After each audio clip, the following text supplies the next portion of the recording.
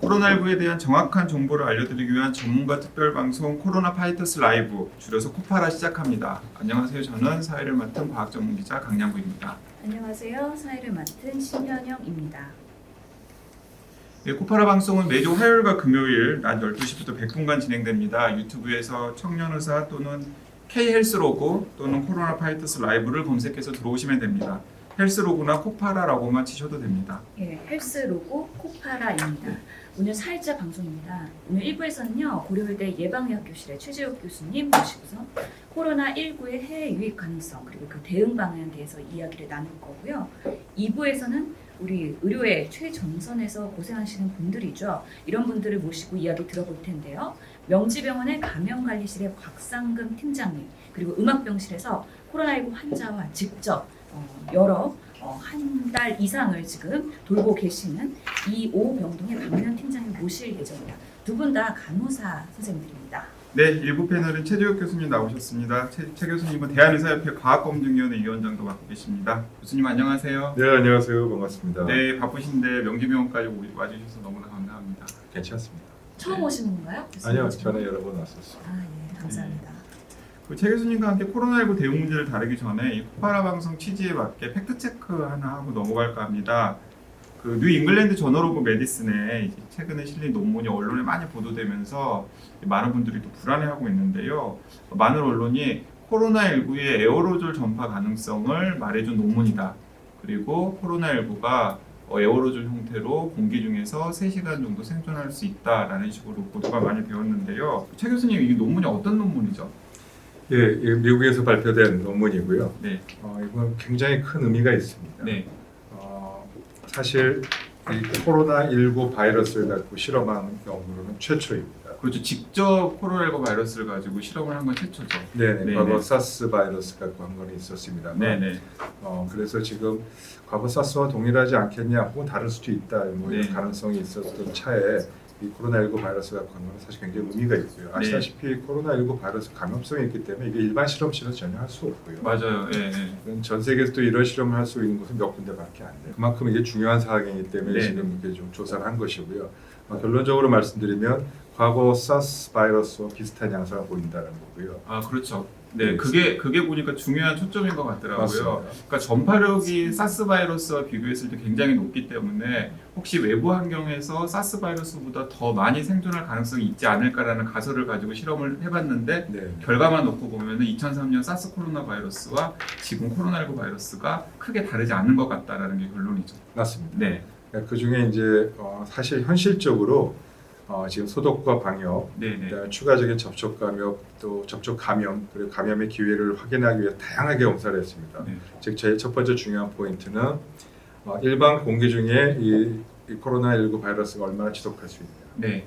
두 번째는 일상생활에서 많이 볼 수 있는 택배 상자, 카드보드라고 그러죠. 네. 그다음에 이런 금속 표면 중에 스테인레스, 또 구리, 또 일반 편지 봉투 이런 곳에서 바이러스 표면이 얼마나 오래 생존할 수 있냐는 걸 조사를 했고요. 네. 특히 공기에서의 감염은 이제 반감기로 치면, 즉 처음에 일정 농도가 숫자가 반으로 줄어드는 한 66분 정도라고 알려져 있고, 네. 전체 12.5%까지만 남고 나머지 한 80몇 프로가 주는 거가 한 3시간 정도 기다려야 되겠다. 네. 그래서 공기 중에서 에어로졸 전파 가능성이 3시간 있다라는 기사가 나온 게 이제 그 내용 때문이군요. 맞습니다. 그래서 네. 이 논문에서도 3시간까지는 주의 깊게 봐야 된다는 거고요. 네. 스테인리스 같이 최장 생존 기간은 한 2, 3일 정도고요. 예, 네네. 반감기하고 반감기는 하루 정도. 그렇죠. 네. 그렇죠. 그것도. 네. 그래서 그런 부분들이 다 고려돼서 아마도 통상적으로 우리가 선제적으로 다중시설 같은 경우는 하루에 뭐 여러 번 소독하잖아요. 네네. 그 정도면 충분히 되지 않을까 싶고요. 이제 재미있는 거는 구리입니다. 구리는 그 어떤 것보다도 생존 기간이 줄어서 45분이면 줄어들잖아요. 그렇죠. 45분이고 최대 생존 시간도 4시간밖에 네. 아니더라고요. 이 점은 뭐 이미 의료인들은 사실 잘 알고 있습니다만 수백 년 전부터 구리가 항균 또 그 작용이 있다라는 부분이 많이 알려져 있지 않습니까? 네네. 그래서 병원에서 그런 이제 병원에서 추가된 감염을 막기 위해서 병원 손잡이나 수술방의 이런 가드레일이나 이런 부분들을 구리로 코팅된 금속을 사용하면 좋겠다라는 것이 옛날부터 좀 알려져 있었고요. 일부 나라에서 그걸 쓰기도 합니다. 네. 그 요즘에도 그게 얼마나 효과가 있는지는 제가 따로 확인은 안 해봤습니다. 안 해봤습니다. 구리 이온이 코팅되어 있는 시트지 같은 걸 엘리베이터 맞습니다. 버튼에다가 이렇게 씌우는 것도 바로 그런 이유 네, 같은 때문이잖아요. 원인입니다. 네네. 그래서 이러한 점들을 좀 들여다봐야 되고요. 결론적으로 전체적으로 말씀드리면 일상생활에서 지금 그 고민해야 되는 우리가 많이 적용하고 있는 손 씻기와 마스크 이 부분은 변한 게 없고요. 그 정도로 충분히 다 컨트롤 된다는 거고요. 다만 그 이제 에어로졸 환경을 일부러 인위적으로 만들었잖아요. 네. 네, 그 에어로졸을 이제 네블레이제이션을 통해서 이제 인위적으로 만들어가지고 인위적으로 만든 에어로졸이 공기 중에서 이제 얼마나 생존할 수 있는지를 이제 이 실험에서 설계를 한 거잖아요. 네. 그 에어로졸이 만들어질 수, 그 이 실험과 비슷하게 만들어질 수 있는 환경이라는 게 어떤 환경일까요? 뭐 예전부터 그 부분을 굉장히 많이 걱정하시는 것 같아요, 많은 시민들이. 뭐 예전부터 잘 알려져 있습니다만 에어로졸이 이 제네레이팅 에어로졸을 네. 발생시키는 그런 환경이라는 것이 이제 이 환자분이 특히 상기도에서 그런 증상이 심해서 뭐 가래나 혹은 이 상기도에 발생하는 이런 뭐죠 갑자기 말이 안 나네 시크리션이 많이 생겨서 점액이 많이 생겨서 많이 생겨서 그거를 이제 기침을 통해서 확대돼서 이 바깥으로 방출되는 그런 임상 환자분은 특히 문제가 있겠다. 혹은 병원에서는 가래가 많이 끼는 걸 석션을 하거나 네네네. 또 이 저기 이제 인공 그거 이제 인튜베이션을 하거나 그런 경우에 이제 많이 발생하기 때문에 그런 병원에서는 특히 조심해야 되고요. 일부 환자의 경우에 상기도의 감염으로 인해서 이런 그 시크레션이 많이 나오는 점액이 많이 나오는 그런 경우에는 우려할 그런 부분이 이제 에어로졸을 많이 발생시키는 경우이기 때문에 우려하는 게 좋겠다는 게 논문에도 써 있고요. 네. 그런 부분을 조금 더 들여다봐야 될 것 같습니다. 그래서 이 연구가 보고된 이후에 이 많은 그 언론에서 공기에서 3시간까지 생존 가능이라고 하니까 사람들의 그 공포심이 되게 올라갔거든요.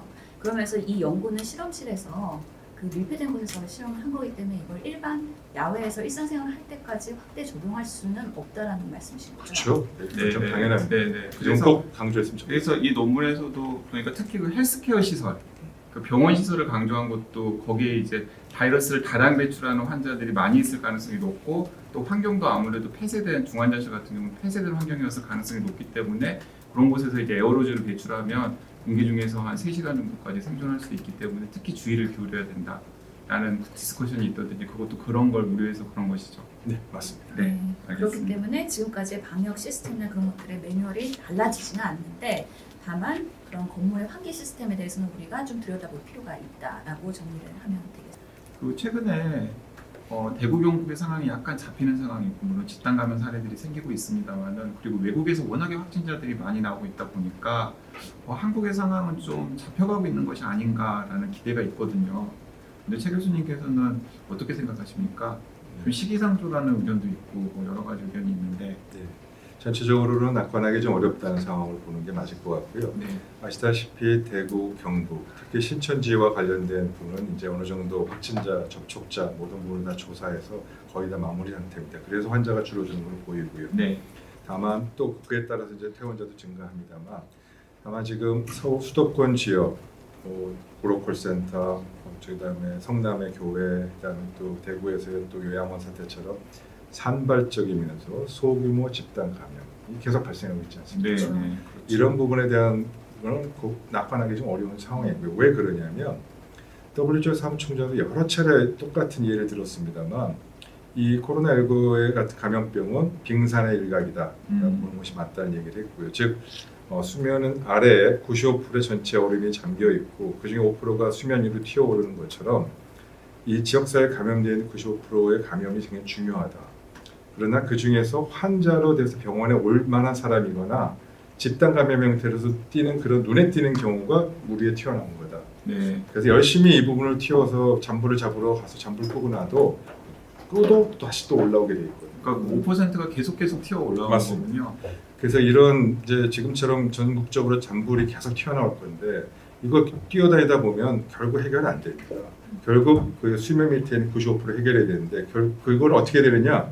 당연히 지역사회에 감염되어 있는 정제 환자들을 찾아내야 돼요. 네. 이제부터 선제적으로 찾아서 어떻게 관리할 것이냐가 앞으로의 큰 장기적인 전망의 중요한 부분이고요. 그래서 마음이 되게 우려돼요. 이런 식으로 툭툭 튀어나오다가 정말 그래서는 안 되겠지만 신천지와 같은 대규모 그런 특정한 상황과 맞물리면 또 발생할 수 있어요. 이 대목에서 한 가지 여쭤보면은 그러면 그 선제적으로 그 95%를 찾을 수 있는 방법이 있을까요? 네. 네, 과거 신종 인플루엔자 때도 그렇게 했지 않았습니까? 네. 저기 신속 진단 키트 만들어서 전국의 의원에 쫙 뿌려서 바로바로 검사 시작했거든요. 건강 검사 하듯이 시행했어요. 그 신속 진단 키트 관련해서는 정확성이 떨어져가지고 일선병원에 도입하기에는 시기상조라는 이영민 교수가 화요일에 출연해서 네. 지적을 했었거든요. 첫 번째가 그 이유였고 두 번째는 의원급에서 아직 이런 발열 호흡기 환자를 볼 준비가 되어 있는지 과연 묻고 싶다라고 말씀하셨어요. 그만큼 1차 의료에서는 환자가 왔을 때 확진이 되면은 폐쇄하는 그 파장이 너무 커서 사실 우려가 되는 부분이 있긴 하거든요. 이에 대해서 신속 진단 키트 교수님 어떻게 생각하세요? 예, 말씀드리죠. 두 가지 상황 다 맞는 부분이 있습니다. 당연히 이 항원항체를 이용한 그 검사 방법은 정확도가 좀 떨어질 수 있죠. 네. 그러나 이 모든 이런 검사 방법은 스크리닝용, 즉 초기에 이제 스크린하는 목적이 하나 있고 예, 선별. 확진용이 있고 예. 그래서 선별용은 위양성과 위음성 중에서 위음성만 낮으면 됩니다. 네. 특이도는 좀 떨어져도 됩니다. 어차피 음. 확진 검사를 하는 거니까요. 따라서 이런 스크리닝, 그 선별 검사용으로 된 부분 갖고 확진 검사랑 비교할 필요는 굳이 없고요. 예. 더더구나 이 신속 진단 키트와 같은 이런 부분들을 확진용으로 쓰겠다는 얘기가 전혀 아니죠. 그래서 지역 사회에서 잠재되어 있는 이 환자들을 찾으려면 다량의 지금보다 더 많은 숫자의 검사를 해야 되지 않습니까? 따라서 이 많은 사람들 검사하는데 거의 지금 그 PCR 검사는 가격도 굉장히 비싸요. 16만 원이나 하잖아요. 그렇죠. 네. 이런 검사를 뭐 몇십만 명씩 이렇게 계속 해야 될 수는 없죠. 국가 제도를 생각해야 되지 않겠습니까? 그리고 또 지역사회에서 바로바로 체크해서 바로 결과를 낼 수 있는 이 무기의 방패가 있어야 지금 코로나19 바이러스를 지역사회 수준에서 근본적으로 차단할 수 있는 거라서 그런 부분은 당연히 필요한 부분이 있고요. 다시 한번 말씀드립니다만 이걸 확진 검사로 쓰자는 건 아닙니다. 정확도 떨어질 수 있습니다. 그러나 이러한 그 선별의 목적으로 쓰는 부분을 적당하다면 당연히 빨리 써서 이 부분에 지금 적극적인 방역 관리 대책을 지금 시행을 해야지 이게 정확도가 높다 낮다를 갖고 논하거나 그걸로 논쟁할 상황은 전혀 아니고요. 그거 부분이 지금 논점은 아닙니다. 혹시 그 염두에 두신 신속 진단 키트 개발된 곳이 있습니까? 제가 얘기했고는 여러 기업에서 지금 이미 다 개발을 완료했다고 하고 일본은 해외 수출 승인까지 나서 해외에 지금 수출하고 있는 것으로 알고 있고요. 그다음에 두 번째로 전 기술적으로 문제 없다고 생각합니다. 왜냐하면 이러한 논의에 대한 부분은 이미 많은 진단기기 업체에서 2월 초부터 다 준비를 했고 이런 과거에 그 신종플루 때처럼 신종플루 때는 동시에 PCR 검사하고 이 신속 진단, 즉 항원항체를 이용한 신속 진단. 여러분 쉽게 말씀드리면 독감 검사하면 병원 가면 바로 진단하잖아요. 네. 그렇죠. 10분이면 나옵니다. 네. 이제 그런 방법처럼 두 가지를 같이 해서 바로 컨트롤이 됐습니다.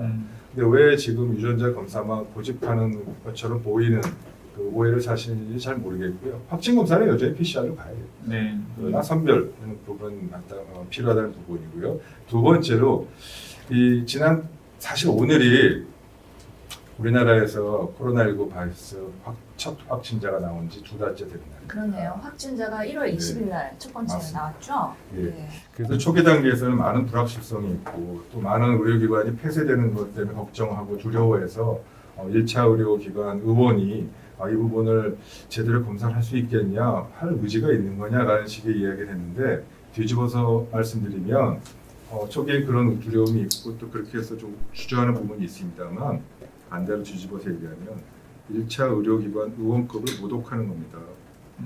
절대 그런 발언 함부로 해서는 의사들이 함부로 해서는 안 됩니다. 의원급은 지금 이제 당연히 국민 이 보건에 앞장서서 나가서 건강을 보호하기 위해서 이 지역사회에서 이런 부분을 컨트롤해야 되고 참여할 준비가 돼 있고 당연히 그런 거에 대한 우려도 당연히 하는 건 당연합니다. 그럼 그 우려를 해소시켜 줘야 되고요. 2달간의 상황이 많이 바뀌었습니다. 제가 일선에 있는 소아과, 이비인후과 많은 개원의 분들하고 논의를 했습니다. 그분들이 이제는 더 이상 우리도 더 이상 가만히 있어서 안 되겠다. 어렵더라도 해야 되겠다. 또 현실적으로 환자도 없어요. 의원급이 가서 보시면 환자가 기존에 2달 전에 비해서 소아과 같은 경우는 10분의 1, 5분의 1로 줄었고요. 이비인후과는 다 줄었습니다.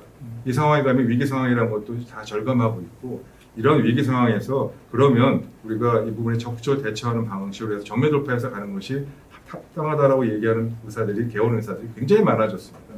이런 개원 의사들의 노력과 그리고 이렇게 뭔가 내가 피해가 있고 힘들더라도 이 부분을 정면적으로 돌파해서 가겠다는 부분을 함부로 그렇게 의지를 폄훼하고 그런 부분을 뭐 할 수 있겠느냐 얘네들이 그리고 이 부분에 대해서 이런 식으로 뭐 할 의지는 정말 있는 거냐라고 얘기하는 것은 매우 적절치 못한 태도라고요.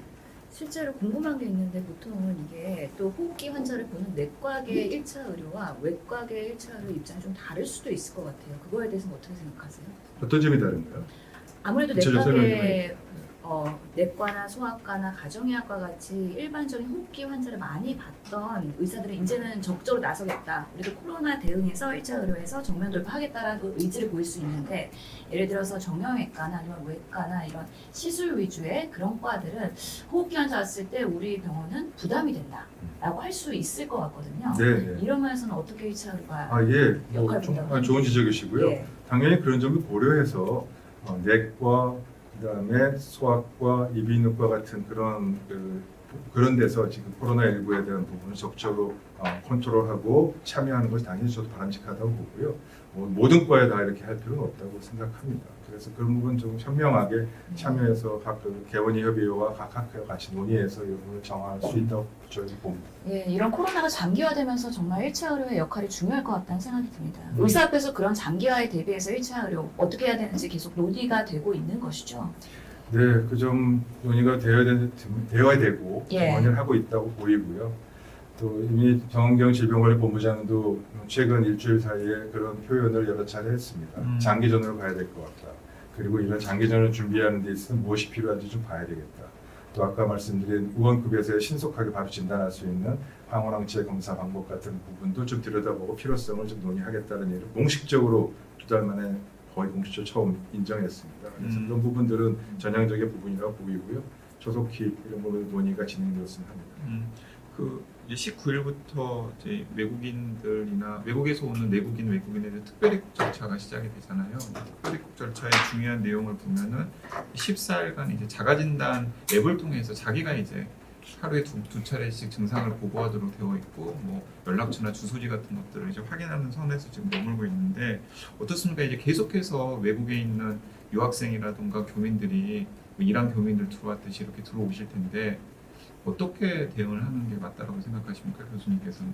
예, 뭐 과학적인 근거에서 말씀드리는 게 되게 중요하고요. 네. 그리고 또 반대로 또 과학적 증거에서 정책을 결정하는 토대가 만들어져야 됩니다. 결론적으로 말씀드리면 현 상황에서의 과학적 성 평가에 근거하면 입국 제한을 의무화하는 것이 바람직하고 추후 상황을 보면서 입국 금지라든지 더 추가적인 강화 조치는 추후에 결정하기 좋겠다는 게 제 의견입니다. 네. 그 배경을 좀 말씀드리면요.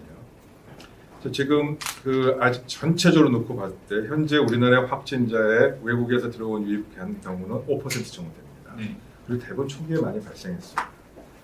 따라서 2달 전의 상황과 같은 아직 우리나라 이제 지역사회 확산이 되지 않았을 경우에 10명, 20명, 30명을 막으면 지금의 8,000명을 막을 수 있었습니다. 굉장히 큰 효과가 있잖아요. 그렇죠.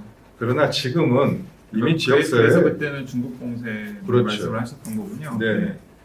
근데 지금은 지역사회 감염이 다 전파돼서 국내인 내국인들끼리 이런 감염이 위험성이 더 컸기 때문에 이런 외국으로부터 역유입돼서 추가로 지역사회 전파될 위험성 크기를 비교해 보면 우선순위는 굉장히 떨어집니다. 그래서 그 점을 고려해서 위험성의 크기에서 굉장히 우선순위가 떨어진다. 두 번째, 지금 들어오시는 입국하는 유럽을 통해 입국하는 분의 대다수는 사실 내국인입니다. 그렇죠. 유학생, 주재원, 또 많은 관련된 정보기관이 분들이 철수하고 있습니다. 그래서 이 부분들을 막는다는 건 있을 수 없겠죠.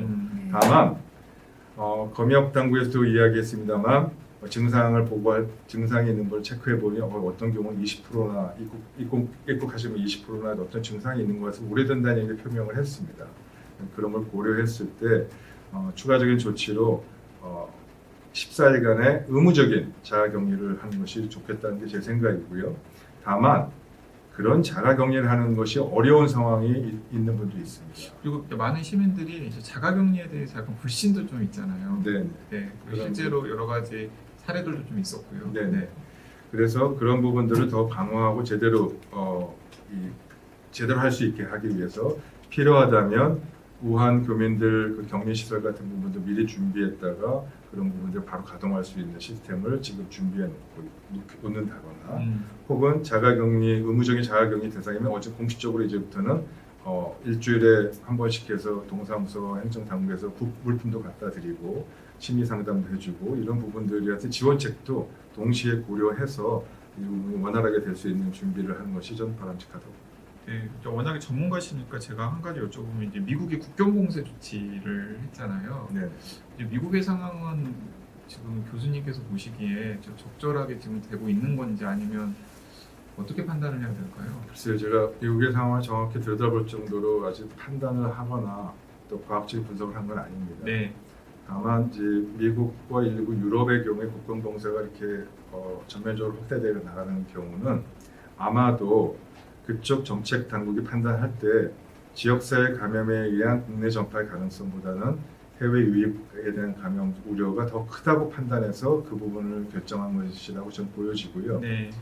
이에 대한 분석은 사실 좀 객관적인 증거 자료가 없기 때문에 명확하게 현재 말씀드리긴 좀 어려울 것 같습니다. 그러면 이제 그 나라도 아까 말씀하신 것에 비춰 보면은 이 국내 지역사회 감염의 확산과 외국에서 유입되는 것 사이에 경중을 따져가지고 판단을 해야 될 일이겠군요. 근데 그게 전형적인 위험성 평가에 근거한 정책 결정 과정의 기본 프로세스입니다. 네. 네, 교수님 말씀하신 것처럼 오늘 11시에 그 중앙사고수습본부 브리핑에서요. 우리 유럽에서 입국하는 모든 내 외국인 입국자에 대해서요. 진단검사를 먼저 실시하기로 했고요. 그리고 확진되는 경우에는 당연히 치료소나 아니면은 경증 생활지원센터로 보내게 될 것 같고요.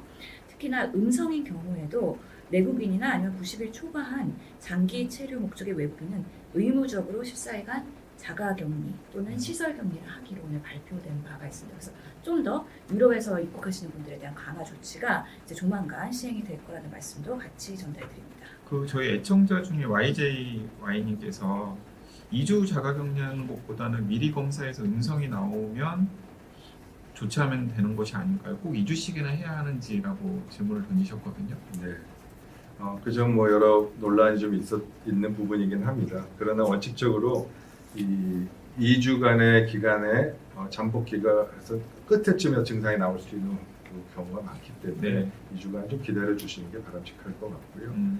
그 점에 있어서는 좀 불편하시더라도 방역 당국의 입장을 좀 이해해 주시는 게 좀 좋을 것 같습니다. 그렇죠. 지금 초반에 처음에 검사했을 때 음성이라고 해서 안전하다라는 검증을 할 수는 없죠. 그 14일 그렇죠. 동안에 또 증상이 발생했을 때 그 양성 소론이 나오는 케이스도 꽤 있었기 때문에 처음에도 검사하는 게 의미는 있겠으나 그렇다고 안전을 보장할 수는 없다는 말씀드리고 사실 어제 김강민 차관이 자가격리에 들어가면서 검사를 안 받았습니다. 원래 자가격리 지침대로 따랐다라고 방역당국은 네. 이야기를 했죠. 그렇기 네네. 때문에 지금 확진자 접촉한 사람들은 자가격리를 14일간 해야 되는데 우리가 많이 궁금했었습니다. 사실 국민들이 과연 김강민 차관이 양성일 것이냐 음성일 것이냐. 근데 어제 브리핑에서는 검사를 하지 않았다. 그 사유는 확진자 접촉했을 때 14일간 자가격리를 하는데 그 사이에 증상이 발생했을 때 검사하는 건 매뉴얼 지침에 있지만 초기에 자가격리 들어갈 때 의무적으로 해야 되는 건 아니므로 검사를 시행하지 않았다라고 방역당국은 설명한 것이죠. 그렇죠. 이게 접촉자가 검사를 의무적으로 하는 건 아니긴 하죠. 예. 하지만은 그 차관님의 위치가 있는데 그래서 사실 역할과 위치가 있는데 그건 국민들의 불안이나 의구심을 해소하기 위해서라도 바로 검사를 하는 게 맞았을 것 같은데요. 예. 교수님 좀 코멘트 하시기 좀 곤란하십니까? 뭐 그냥 제가 다른 사례를 하나 들어서 그냥 답변을 하도록 하면 네. 트럼프가 검사 받은 경우하고 같은 거로 생각하시면 좋을 것 같아요. 그러니까요. 트럼프 대통령 사실은 그래서 검사 받은 거잖아요. 네, 결국 받았죠. 네네. 네, 사실 그래서 어제 언론에서 많이 혼선이 있었고요. 음성으로 나왔다라는 오보도 났었고 김건희 차관이 또는 심재철 의원이나 은수미 성남시장은 했는데 왜 김강민 차관은 안 하느냐, 그만큼 리더로서의 모범을 보여야 되는 게 아니냐라는 좀 일부의 의구심과 비판도 있었던 거 네, 말씀드리겠습니다. 그 대목은 제가 생각하기엔 차관님도 판단을 좀 잘못하고 있는 것 같고 방역 당국도 좀 판단을 잘못하고 있는 것 같습니다. 이건 제 의견입니다. 네, 제 의견입니다. 저도 제 의견입니다. 제 의견 말씀드릴까요? 만약에 검사에서 확진됐을 때 그 파장이 사실은 크죠. 예, 네, 이 네. 중대본에 있는 많은 분들이 작용이 들어가야 되기 때문에 매뉴얼에 꼭 있지 않다면 하지 않는 것이 더 나을 수 있다라는 정부적 판단을 했을지도 모르겠다는 생각해 봅니다. 그 애청자 중에서 2주 격리되면 생업에 큰 지장을 받는 분들도 있는데 그런 분들에 대한 지원 방안은 어떻게 해야 될까요? 라는 질문도 남기셨네요. 예, 그 점 매우 좀 안타깝죠. 그게 현실적인 큰 문제입니다. 정부 당국이 이제 이번 주 들어서 여러 가지 좀 정책들을 좀 내놓고 있습니다. 즉 사회적 거리두기를 하면서 생업에 지장이 있거나 사회적 경제적 어려움을 겪는 분들에게 처음에는 재난 기본소득 이야기도 나왔었고요. 또 차상위 계층, 즉 취약계층이라고 할 수 있는 분들에게 서울시에서 30만 원, 50만 원 이렇게 차등을 두고 지급하겠다는 이야기들이 또 나왔습니다. 네. 이 부분은 뒤늦게나마 그런 부분이 논의가 되고 있는 것은 다행인데요. 분명히 정부 당국이 이 부분에 대해서는 정말 안이하게 대처한 것 같습니다. 다시 한번 제가 말씀드립니다만 사회적 거리두기는 사회적 캠페인이 아닙니다. 이거는 사회적 정책이고요. 가장 중요한 핵심 정책으로서 프로그램을 갖고 명확하게 정부가 모든 각 중앙부처가 다 참여해야 됐다는 일임에도 불구하고 좀 굉장히 실망했어요. 이걸 무슨 캠페인처럼 뭐 운동처럼 얘기하길래 이거 시작은 의사협회에서 주도한 겁니다. 처음에 사회적 거리두기를 공론한 것도 의사협회고 전문가들입니다. 예를 들면요, 사회적 거리두기는 크게 네 가지가 있습니다. 직장 폐쇄, 학교 폐쇄, 그리고 대중 모임 제한, 그리고 마지막에 개인에 대한 아이솔레이션, 개인의 격리, 이 네 가지입니다. 이 네 가지는 제가 얘기하는 게 아니고요. 이미 선진국에서 다 이거를 정책 프로그램으로 다 갖고 있고 이 네 가지 핵심된 사항을 집행함에 있어서 가장 큰 문제점은 이로 인한 경제적 손실과 경제적 피해가 막심하다는 거고요. 특히 그 중에서도 사회 취약계층과 저소득계층이 가장 큰 피해를 본다는 겁니다. 그래서 이 부분을 보완해주기 위해서 이러한 네 가지 정책을 시행하기 위한 각각의 부처에서의 사회 안전망을 어떻게 같이 포괄적으로 제공해야 되는지, 그리고 이 사회 안전망으로도 안 되는 부분은 어떻게 이 부분을 구제해 줄 것인지, 지원해 줄 것인지, 그리고 좀 더 거시적으로 기업과 이런 경제 전반을 살리기 위해서는 어떤 부분들이 보완돼야 되는지를 다 세심하게 설계해서 하라고 되어 있습니다.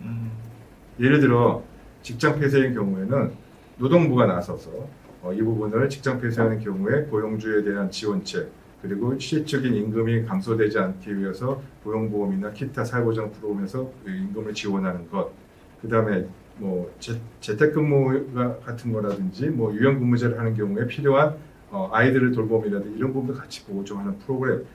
각각의 프로그램들은 다 세부적인 지침이 나오고요. 아마 이제는 처음에 이게 무슨 말인지 모르셨던 분이 많은데 트럼프 대통령이 미국에서 사회적 거리두기 시행하면서 했던 여러 가지 정책들을 보고 다들 아셨을 겁니다.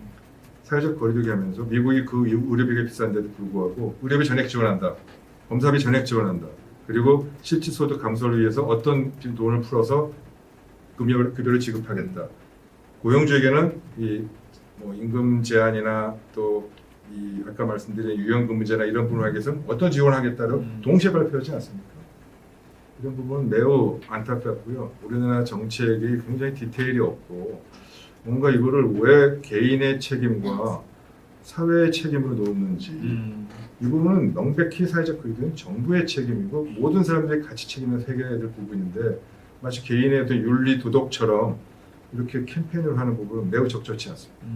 그 부분을 지적하셨으니까 한 가지 추가 질문 드려보면 이제 그 미국도 그렇고 유럽도 그렇고 이제 뭐 야간 통행 금지라던가 혹은 이동을 전면 금지시킨다는 이제 그러니까 강제성이 훨씬 더 이제 우리나라보다는 더 많잖아요.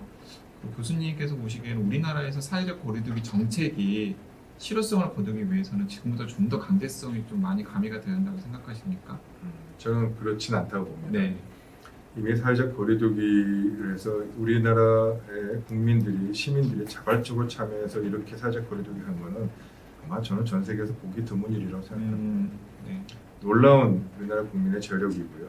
그런 면에서 사실 저는 국민이 자랑스럽고 저 동료 또 가족 또 주민들 모든 부분을 떠나서 저는 진짜 굉장히 감사해요.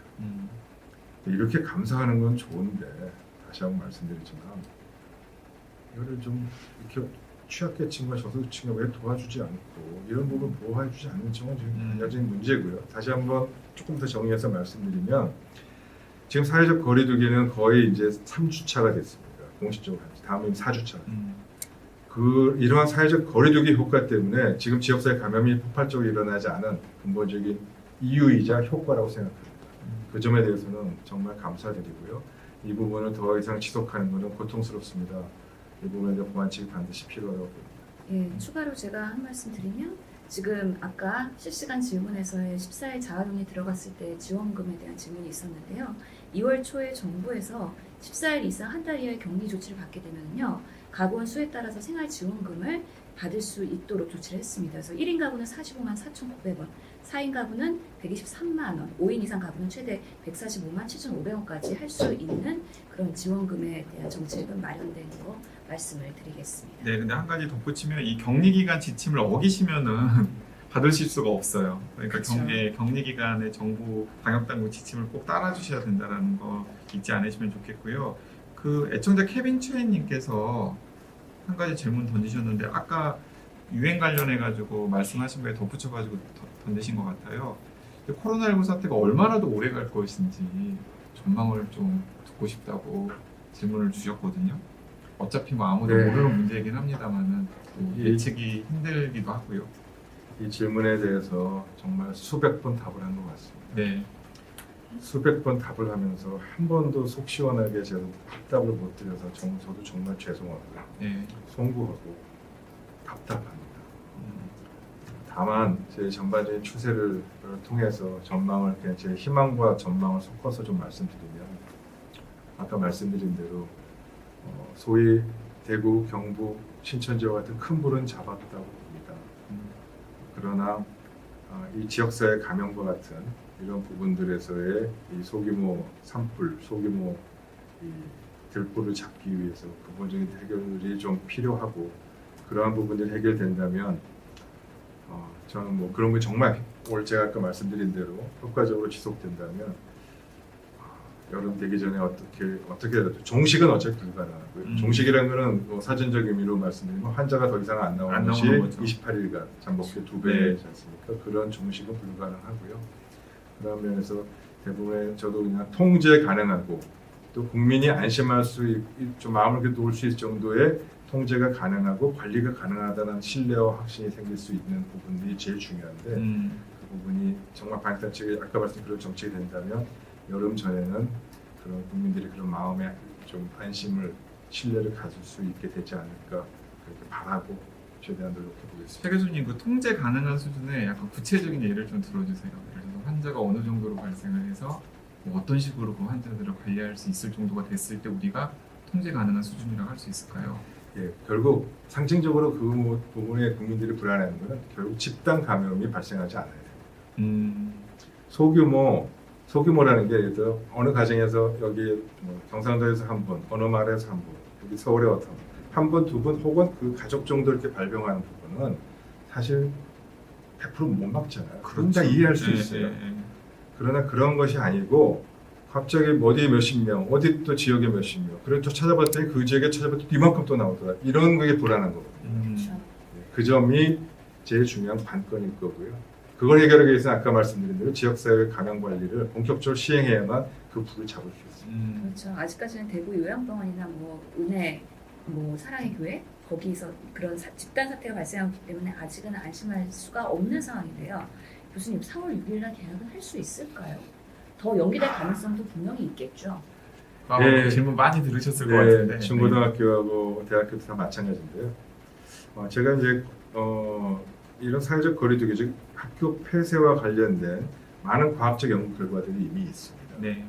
그 결과들을 근거해서 두 가지를 좀 권고를 드렸습니다. 첫 번째, 사회적 거리두기 학교 폐쇄의 효과는 많은 기존의 연구들과 실제 사례들을 통해서 분석해봤더니 4주까지는 그 학교 폐쇄라면은 그 학교 폐쇄로 인한 감염병 차단 효과가 쭉 증가하더라. 그러나 4주부터 8주까지는 지속하더라. 증가하지 않아. 그러나 지속하는 것만도 의미가 있더라.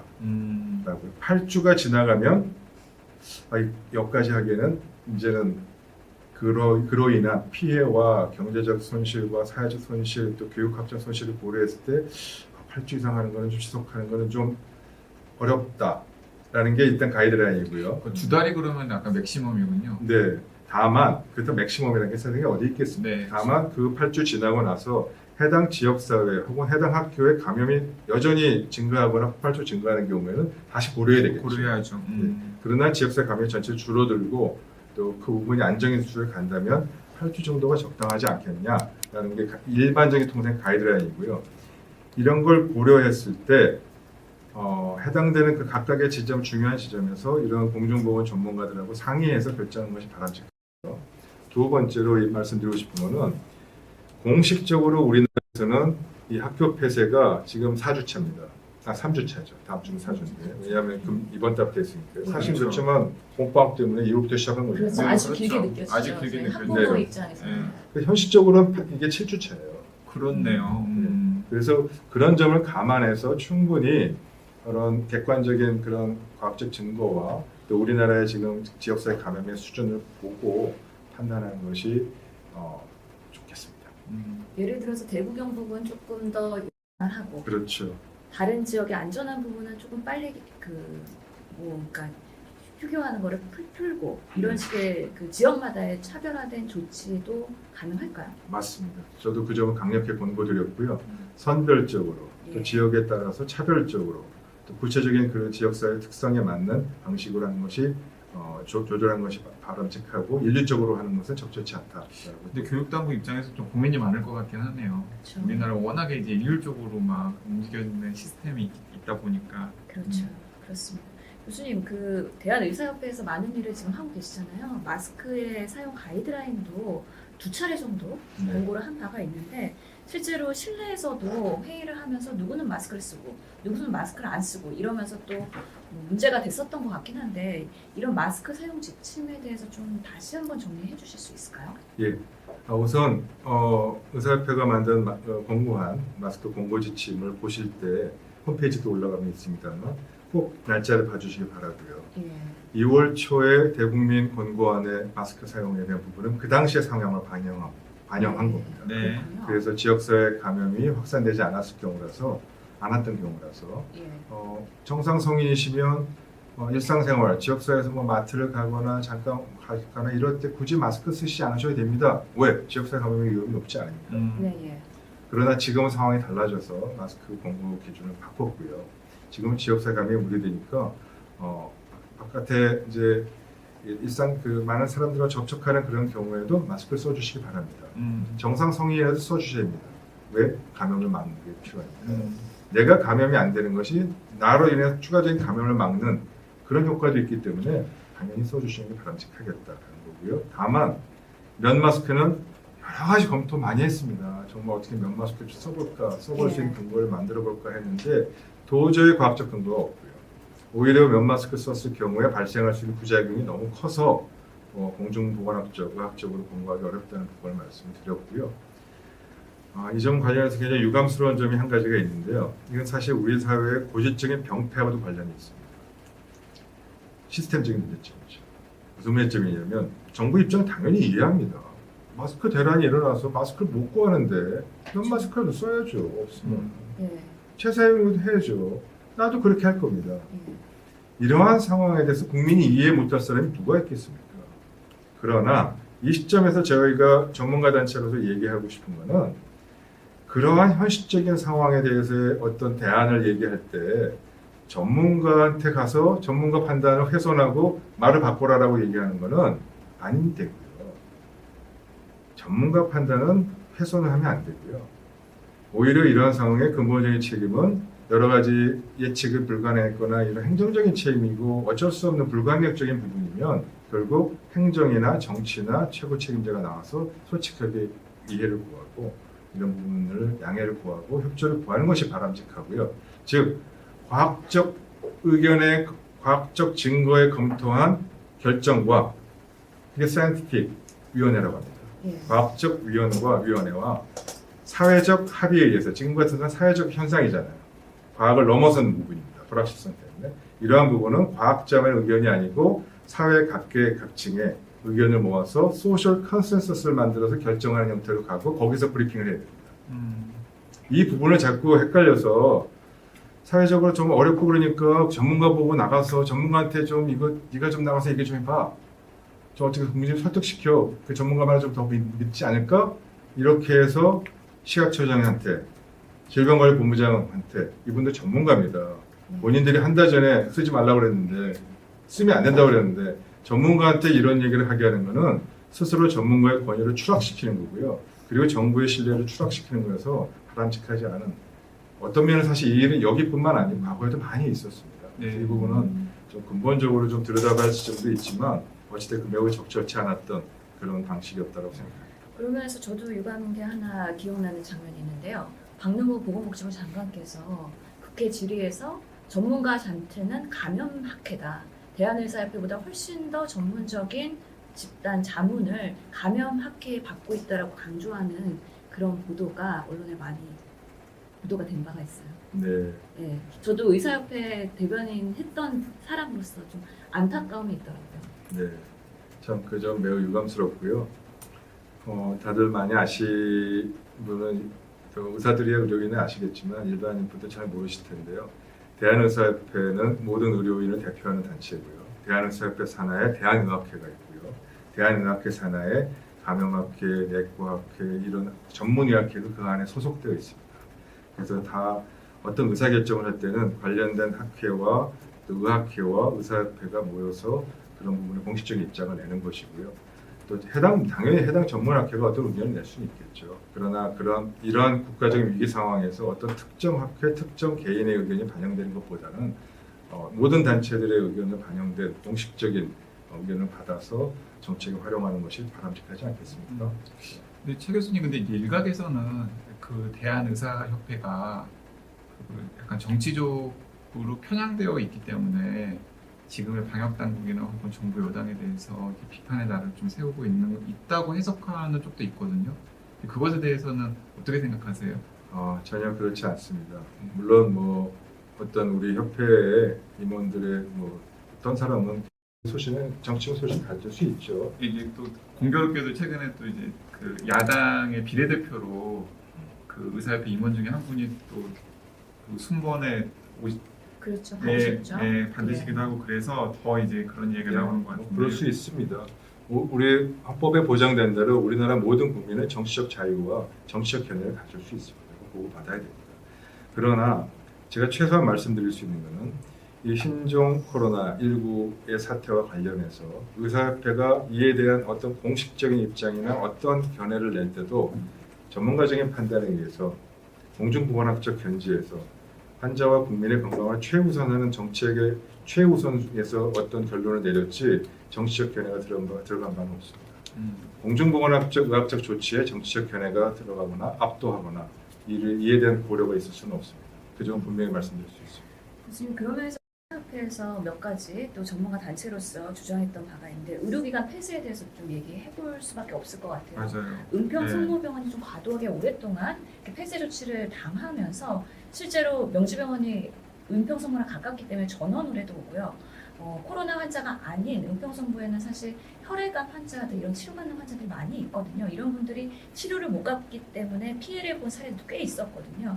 이런 의료기관의 폐쇄 조치에 대해서도 어떤 가이드라인이나 매뉴얼이 있어야 되지 않을까 싶긴 한데요.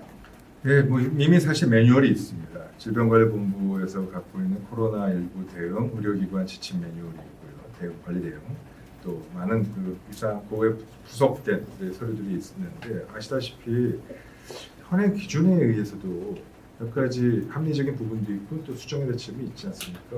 당연한 거는 상식적으로 생각해도 그렇죠. 지침에도 있습니다만 환자가 발생하면 확진자가 지나간 공간, 즉 동선이죠. 이 동선을 확인해서 오염 지역을 한정하고 네. 이 오염 지역 한정된 곳에 그분이 지나갔던 시간의 변수를 곱해서 그 해당된 오염 지역의 시간의 그 해당 시간에 왔다 갔다 했던 다른 분들 사람을 확인하죠. 그렇게 해서 그 사람은 그 공간을 지나간 사람은 필요하면 격리 조치하고 확진 검사하고 하면 되고 공간은 바로 즉시 소독하면 아시다시피 바이러스 즉시 사멸하기 때문에 재사용이 가능합니다. 네. 자, 이게 합리적인 거고 또 그렇게 표현이 돼 있어요.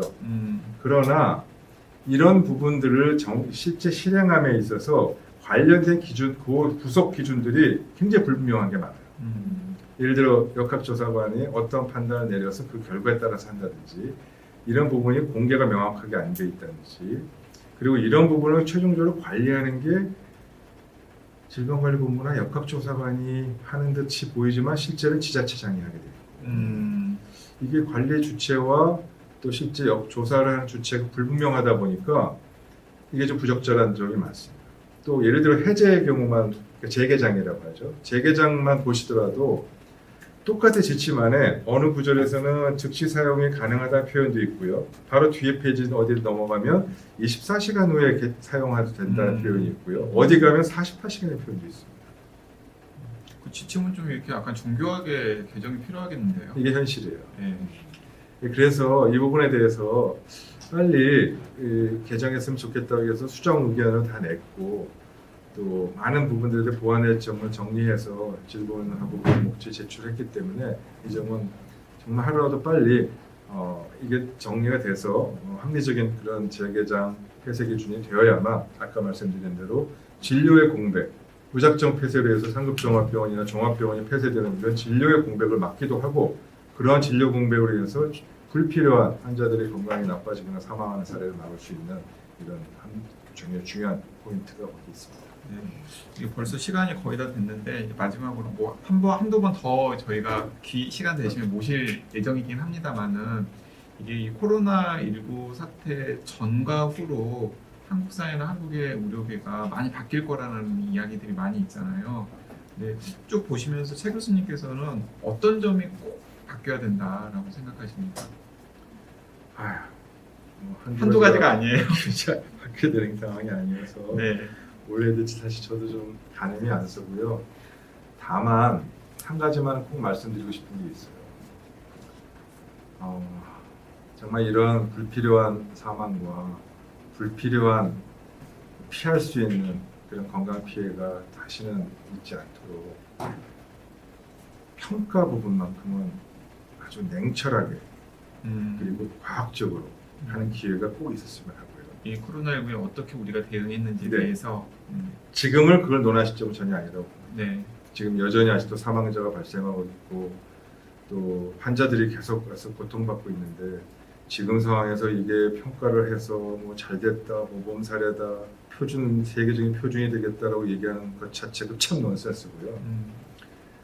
그런 걸 논할 상황도 아닙니다. 그리고 그런 걸 논하면서 자화자찬하는 상황이 되면은 사망자에게 대한 예의도 아닙니다. 전혀 그 부분은 동의할 수 없고요. 이 사태가 종료되고 난 이후에 어느 시점에선가 모든 과학자와 모든 의학자와 모든 정책평가들이 모여서 정말 냉정하게 평가하고 잘못된 점은 정확히 지적하고 그리고 정말 바뀌어야 될 점은 또 하고 정말 잘된 점은 또 칭찬하고 해서 다시는 이런 사태가 재발되지 않을 수 있는 계기가 마련되어야 되고 그런 부분이 꼭 한 번쯤 있었으면 좋겠습니다. 저도 마지막으로 조금은 가벼운 질문 드릴 건데요, 교수님. 어제 핫 이슈가 됐었던 타이레놀, 이부프로펜 이슈가 있습니다. 네. WHO에서도 되도록이면 이부프로펜, 타이레놀 쓰는 게 좋겠다라고 발언하면서 이게 모 의학 전문 기자가 더 이렇게 확산을 시킨 SNS를 통해서 그런 이슈가 있었는데요. 교수님 보시기에는 열나는 감기 환자들 앞으로 타이레놀 꼭 써야 되는 건가요? 예, 그 점 좀 말씀드리면 뭐 그냥 저는 그냥 당연히 타이레놀을 쓸 겁니다. 자, 그러나 현재 이부브로펜이 코로나19 바이러스에 더 잘 감염을 일으킨다거나 더 증상을 악화시키거나 하는 그런 과학적 부분은 사실 명확치 않아요. 사실은 뭐 이론적 가능성만 얘기들 그리고 몇 가지 사례 정도 네네. 있었고요. 그러나 그럼에도 불구하고 WHO가 이런 과학적 근거 불분명에도 불구하고 전 세계적으로 이렇게 경고 주의를 하는 이유는 워낙에 이부브로펜이 전 세계적으로 그냥 처방 없이도 쓸 수 있는 보편적인 약이어서 네. 사용량이 워낙에 많습니다. 그래서 혹시라도 만에 하나 나중에 정말 이부프로펜이 그러한 악영향을 끼칠 수 있다는 게 좀 가능성이 나중에 확인되면 그때 다시 돌리기에는 좀 만약 피해가 발생한 부분을 되돌리기에는 너무 좀 안타깝지 않겠어요? 그래서 사전 예방적 차원에서 선제적 대응 조치 하나로 이 부분에 대한 경고 내지는 주의를 환기한 것뿐이고요. 반드시 꼭 그래야만 된다거나 반드시 이거를 쓰면 뭐 더 나빠진다고 하는 그런 과학 정보는 아직 명확하지 않다는 점은 강조하고 싶습니다.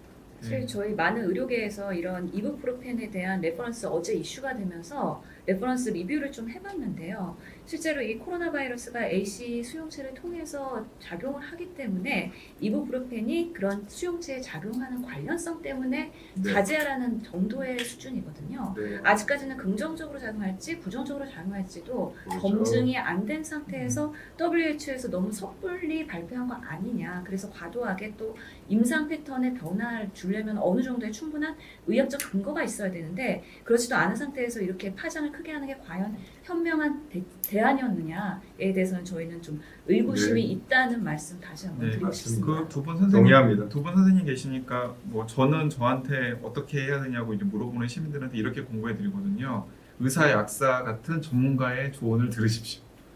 네, 그게 정확한 조언이죠. 동의합니다. 네, 그렇게 네. 합니다. 어려운 것은 의사와 약사에도 경례가 좀 차이가 있다는 것이죠. 그렇기 때문에 신뢰할 수 있는 의사와 약사에게 상담 받으시면 네, 좋겠습니다. 그러니까 아이가 열이 나는데 타이레놀을 안 들으면 당연히 그 이부프로펜, 브루펜 써야죠. 네. 예, 그리고 보도를 할 때는 항상 좀 이렇게 과학적인 의학적 검증 수준을 체크를 하고 그 다음에 국민들한테 메시지를 전달하는 올바른 언론의 역할도 되게 중요할 것 같다는 생각이 네, 신 듭니다. 교수님 지금 그 저한테 하는 말 얘기입니까? 아니면 그 홍아무개 기자님한테 하는 얘기입니까? 우리 강 MC한테 네, 얘기해 저한테 하는 주세요. 얘기입니까? 네, 알겠습니다. 네, 최재욱 교수님 오늘 너무 바쁘신데 예, 명지병원까지 오셔서 방송 출연해주셔서 너무 감사합니다. 제가 영광입니다. 네, 감사합니다. 그리고 코파라 다음에 이제 계속 진행될 텐데 또 오셔서 그때 시의적절하면서도 날카로운 코멘트 부탁드리겠습니다. 다음에는 좀 어디 뭐 먹을 거라도 좀 주시면 좋을 것 같아요. 배고파요. 요즘에 네. 방송하는 사람들 너무 배고파서 살이 쪽쪽 빠지고 있다는 얘기도 들었습니다. 네. 다음에 잘 준비해서 또 네. 모시도록 하겠습니다. 네, 감사합니다. 네, 최 교수님 감사합니다. 최 교수님 보내드리고요. 저희는 바로 2부 시작하겠습니다. 네, 감사합니다.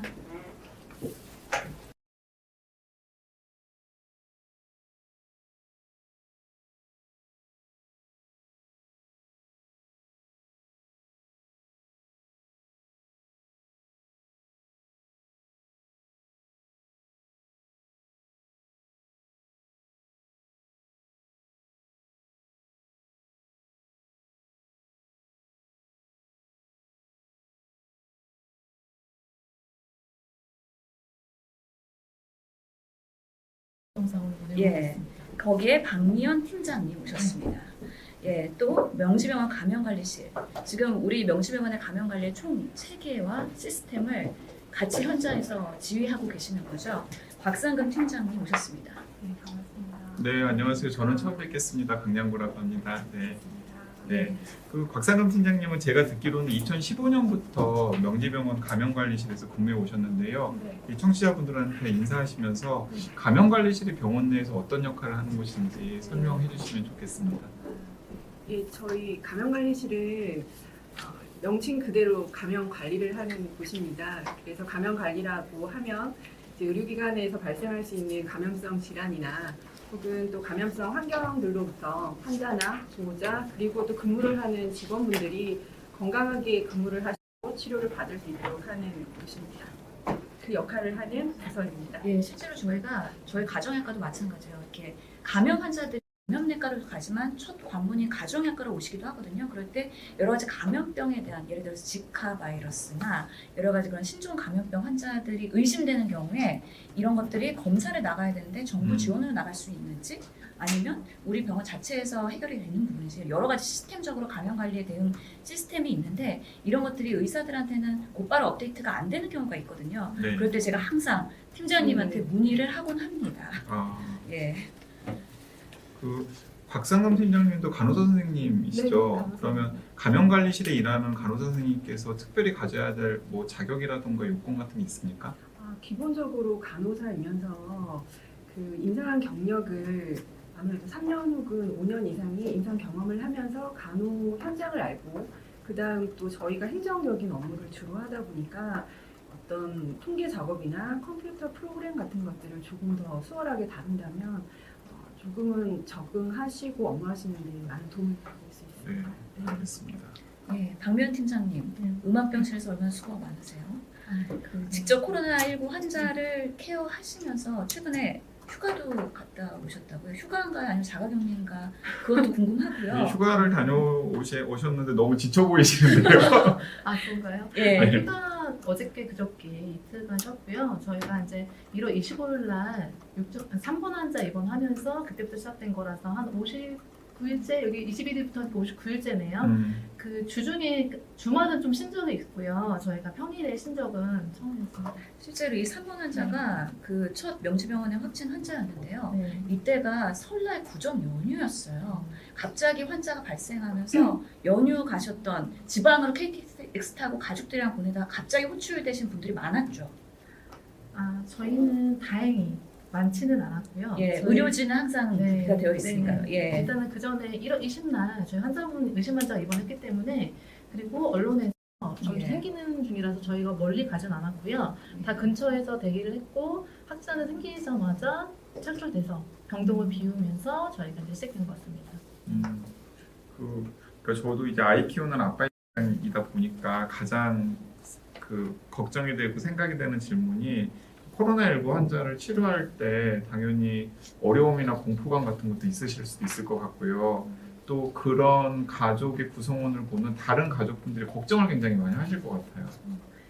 다들 이제 그렇게 생각하세요. 네. 그런데 저희가 2015년도에 메르스 때 이미 겪었던 거라 그때 이미 가족분들도 아, 이런 일을 하는구나. 내 가족이. 그래서 그때 이미 이제 무서운 건 그때는 다 이제 내가 걸리면 어떻게 될까 뭐 이런 생각은 그때 이미 끝났고요. 지금은 15년 이후부터 팀장님께서는 그때 걱정을 굉장히 많이 하셨어요. 네네 그때는 했었고요. 15년 이후부터도 계속 의심 환자를 매번 받아왔던 병동입니다. 그때 이제 메르스 의심 환자를 받아왔던 병동이고 해마다 해오는 거기 때문에 이번에 코로나19가 생기면서 이 일 때문에 뭐 가족들이 이걸 하면 안 된다. 뭐 걱정을 하긴 하셨겠죠. 물론 현장 직접 하기 때문에 그렇지만 우리 간호사들이 워낙에 이제 숙련되게 잘했기 때문에 그런 걱정보다는 앞으로 어떻게 하냐가 더 중요하다고 생각하기 때문에 별로 그런 걱정은 많이 없었던 것 같아요. 네, 그 외부인이라서 제가 자꾸 막 기본적인 걸 여쭤보게 되는데요. 그 진료에는 네.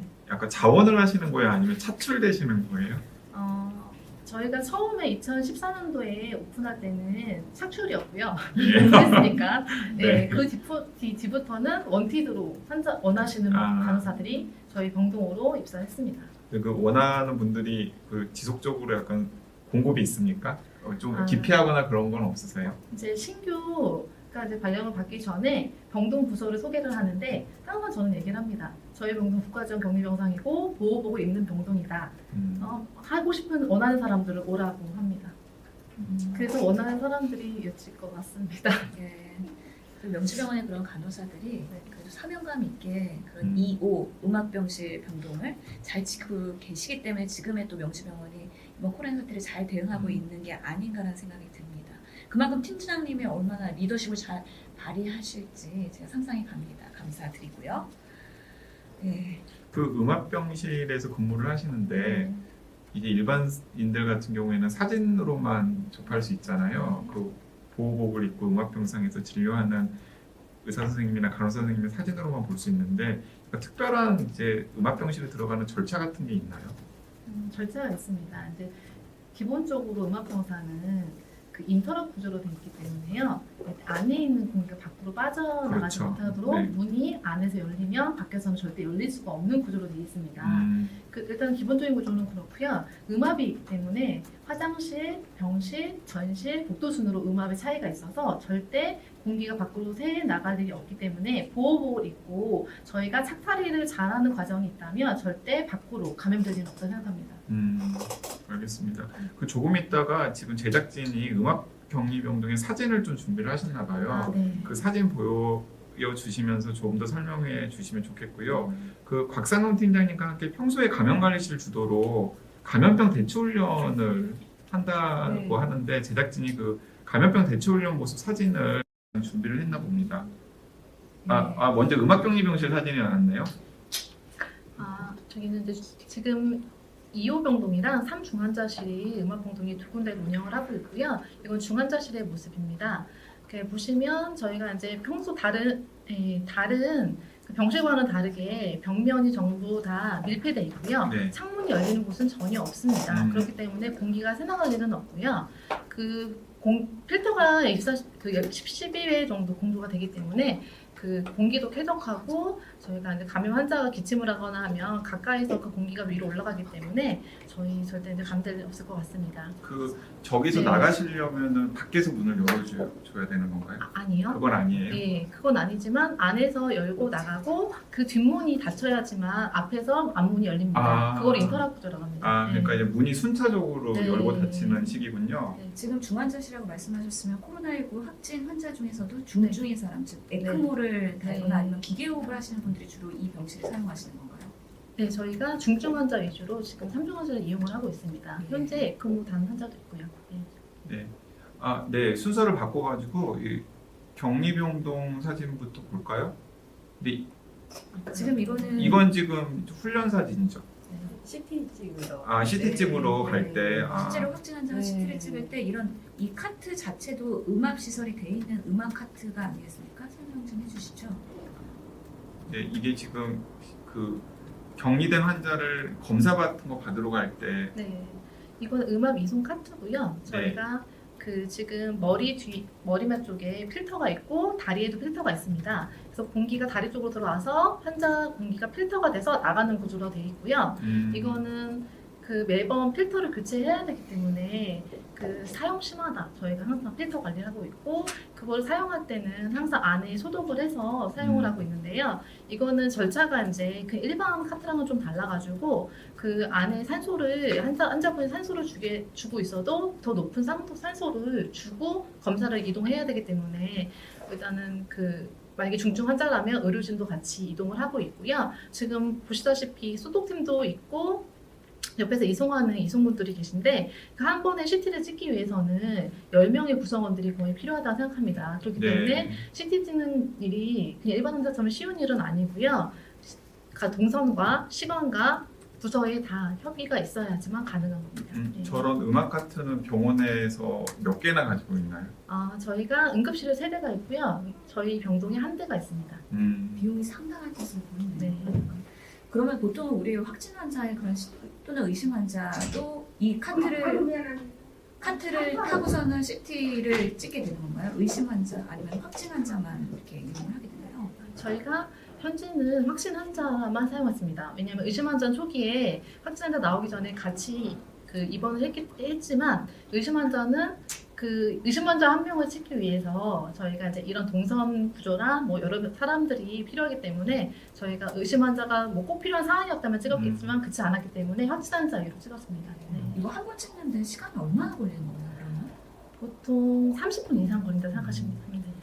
지금 사진은 이제 코로나19 환자를 CT 촬영하는 걸 준비하는 사진인데 병동에서 엑스레이를 찍는 모습입니다. 엑스레이를 네. 찍는 모습이에요. 왜냐하면 엑스레이 기계가 한번 확진방에 들어오면 나갈 수가 없습니다. 그렇기 때문에 엑스레이 기사분도 고정된 사람이 엑스레이 찍으러 들어온 모습입니다. 그렇죠. 지금 CT 촬영이라고 자막이 나가고 있는데 거기에 좀 오류가 있는 거고요. 그 병실 안에서 엑스레이 기계를 가지고 와서 직접 촬영하는 모습이 되겠습니다. 이렇게 필요한 엑스레이 사진을 음악병실에서 그냥 자체적으로 그냥 찍는 거군요. 네. 네. 고정된 기계를 두고 영상 기사분이 오셔가지고 검사를 진행하게 됩니다. 네. 그럴 때 영상 이제 하시는 방송국 팀에서도 레벨 D 네. 고복을 다 입고 한 번 찍고 나면 또 다시 벗고 이렇게 해야 되는 상황이겠네요. 네. 저희가 4명의 환자가 엑스레이를 찍게 되면요. 한 방에 들어가서 저희가 검사를 진행하고 그 전실에서 앞치마와 장갑을 교환을 하고 다음 분으로 가고요. 그렇게 다 보고 할 때마다 벗는 거는 아니고요. 그 전실에 준비된 앞치마와 장갑을 벗고 진행을 하고 있습니다. 앞치마와 장갑. 네, 그리고 다 찍고 나서는 탈의를 하고 샤워를 하고 나옵니다. 예, 이거는 사실 참 마음이 짠한 사진이었어요. 우리 확진 환자가 CPR이 나면서 심폐소생술을 했던 모습인데요. 이게 아주 긴박감이 느껴지는 거죠. 네. 갑자기 코드 블루라고 병원에서 뜨면은 사실 저희들은 전원이 다 긴장하게 되거든요. 음. 근데 아무나 들어갈 수 없다는 거죠. 지금 이 보호구를 입고 들어가야 되기 때문에 아무래도 이런 시차나 이게 지연이 될 수 있는데 이 당시에 어떻게 대응을 했는지 좀 맞아요. 궁금합니다. 저 항상 그게 궁금했어요. 이거 보호복 입는데 시간이 걸릴 것 아니에요. 근데 코드블루 상황이면 바로 응급 대처를 해야 되는데 그 사이에 시간 지연이 생길 수 있지 않을까? 네. 이 사진 일단 의료진이 안에 일단 들어갔던 상황에서 코드블루가 일어난 상황이었고요. 근데 안에 들어갔던 인원이 워낙에 적었어가지고 예. 코드블루 듣고 2층으로 내려갔습니다. 내려간 뒤에 보호복을 입고 점차 투입을 한 거고요. 저희가 처음에 기존에 있던 멤버들이 열심히 CPR하고 있었고, 그 다음에 근무하기 위해서 여러 의사선생님들과 의료진이 오셨고요. 그 다음에 더 투입돼서 여러 명의 간호사도 있어서 저희 되게 안타까운 면이 있는 건데요. 저희 CPR을 그런 좀 어렵게 했던 상황이었습니다. 그렇죠. 네. 이런 확진 환자의 CPR하는 모습은 이렇게 사진으로 공개하는 거는 명시병원이 처음인 것 같습니다. 그만큼 얼마나 긴박하게 그리고 이런 중증 환자를 돌보는 게 얼마나 힘든지에 대해서 간접적으로 느껴지는 그런 사진인 것 같습니다. 환자분은 이제 에크모를 연결하고서는 지금 안정적인 상태로 돌아오신 건가요? 제가 이제 진료 부분이라서 거기까지는 이제 말씀을 못 드리는데 그래도 에크모를 달고 계시고 있습니다. 네, 알겠습니다. 근데 이게 CPR은 저는 직접 해본 적이 없습니다만은 옆에서 보기만 하더라도 그 방호복을 안 입고 있더라도 굉장히 힘들잖아요. 그래서 그쵸. 방호복까지 입고 CPR을 하면은 그거 굉장히 힘들고 어려운 일일 것 같은데. 예, 그렇죠. 저도 뭐 인턴 때나 레지던트 때 CPR을 많이 해봐서 그때 생각해 보면 그냥 의사 가운 입고 달려가고 CPR 하는데요. 한 사람이 2분 이상 하기 매우 힘듭니다. 네. 온몸으로 에너지를 다 몸무게를 실어갖고 저 팔을 가슴 압박을 해야 되는 거기 때문에요. 교대를 자주자주 해줘야지 오랫동안 CPR을 할 수 있는 부분이거든요. 그런 면에서는 인원이 되게 중요한 부분이고요. 이 레벨 D 구호복 입고서는 저렇게 CPR 한다는 거 아마 많이 답답하고 숨찬 상황에서 온몸이 땀으로 다 젖었을 거라는 생각은 보지 않아도 뻔한 상황이라고 생각이 듭니다. 이때 간호사들이 3시간 이상 그 안에 있었고요. 네. 제가 이제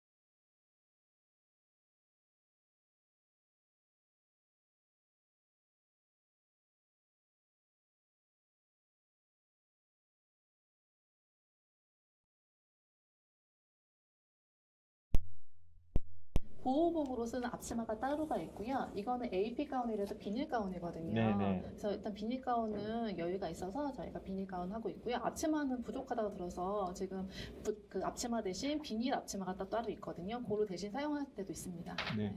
저 퇴원 환자분이 입는 비닐 가운 같은 경우는 어디에다가 그냥 나가면서 의료 폐기물을 폐기하는 네. 건가요? 네네. 네. 그렇죠. 왜냐하면 환자분이 퇴원할 때 저희가 기본적으로 안에서 오랜 생활을 하셨고 그 샤워를 전체적으로 다 하시고요. 새 옷을 가져오게 됩니다. 그럼 새 옷을 입고 새 신발을 신고 나가게 돼 있는데요.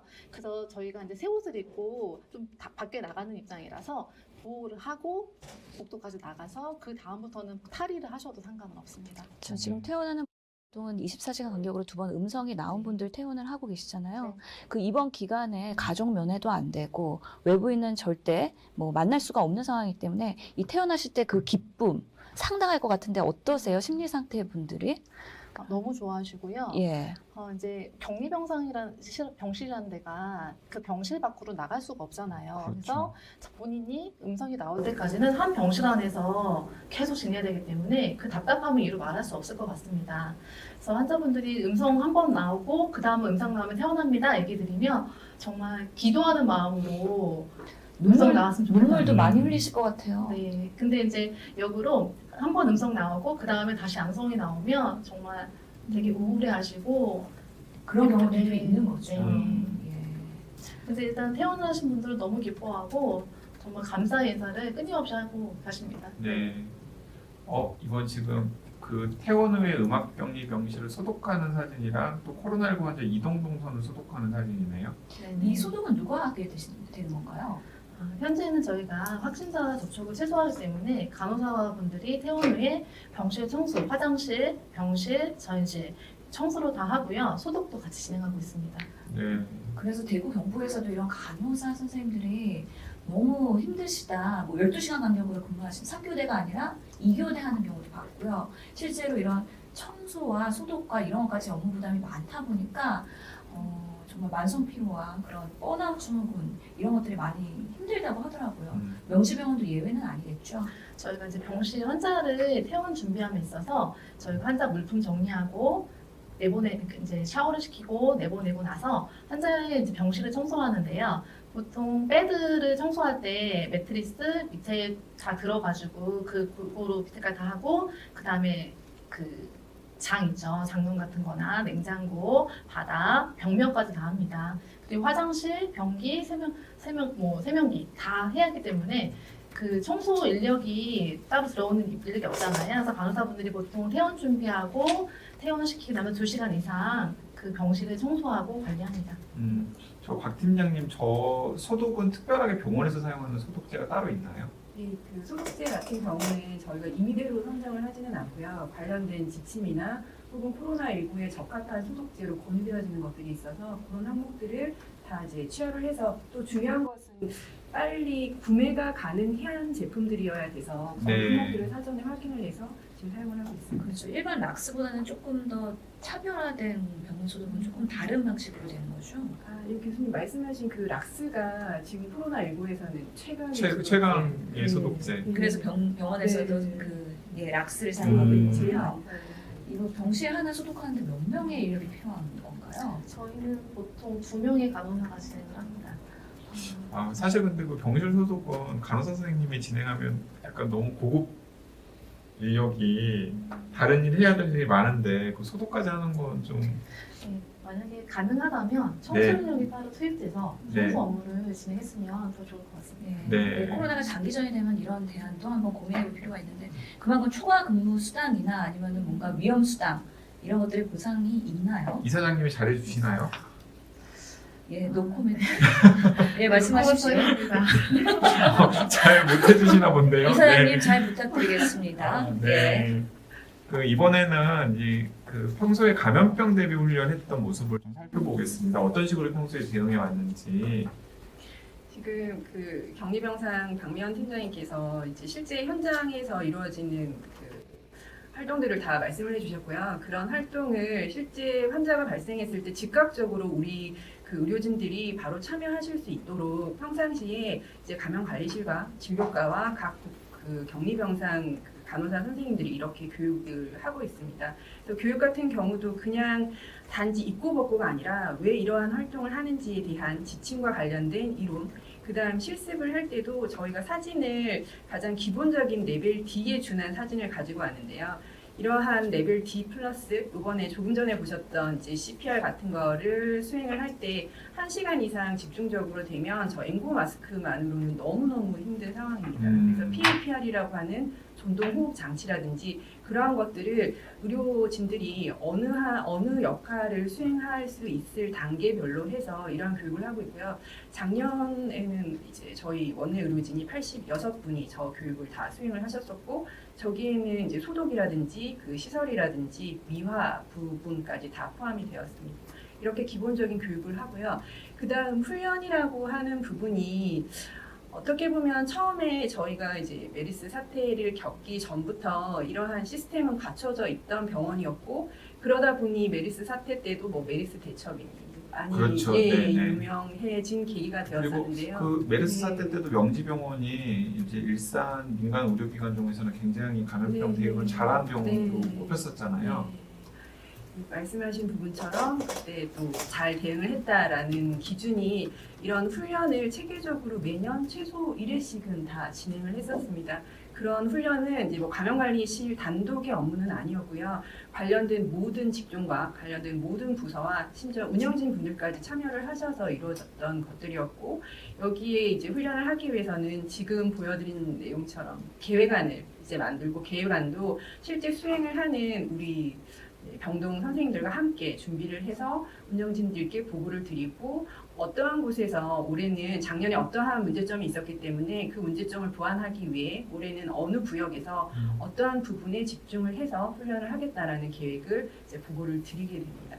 그렇게 해서 그 이런 네. 이런 훈련을 하면은 실제로 상황이 닥쳤을 때 도움이 많이 됩니까? 네, 저희는 그렇게 생각을 하는 부분이 이번에도 이제 환자가 처음 외부에서 들어왔을 때 음악카트로 환자를 수용하게 되는 경우가 있었습니다. 그 네. 훈련을 작년에 저희 옆에 계신 박미연 팀장님께서 직접 참여해 주셔가지고 대응을 했었거든요. 그래서 환자가 온다고 했고 거동이 불편하고 산소가 필요하다라는 그 연락을 받자마자 저희가 팀장님께 직접 전화드려서 작년에 우리 모의훈련했던 대로 음악카트에 이제 의료진이 참여해서 같이 하시면 좋겠다라고 했더니 바로 진행이 되었어요. 아 역시 전문가들은 다르시네요. 저는 왠지 우왕좌왕할 것 같은데. 공교롭게도 우리 2020년 명지병원 달러 2월 달에 그런 카트 훈련했던 사진이 딱 붙어 있었는데 마침 그때 환자 발생이 되면서 이런 사태가 발생해서 참 이거 우연의 일치다. 근데 그만큼 미리 1년 전에 대응 준비가 되어 있었다.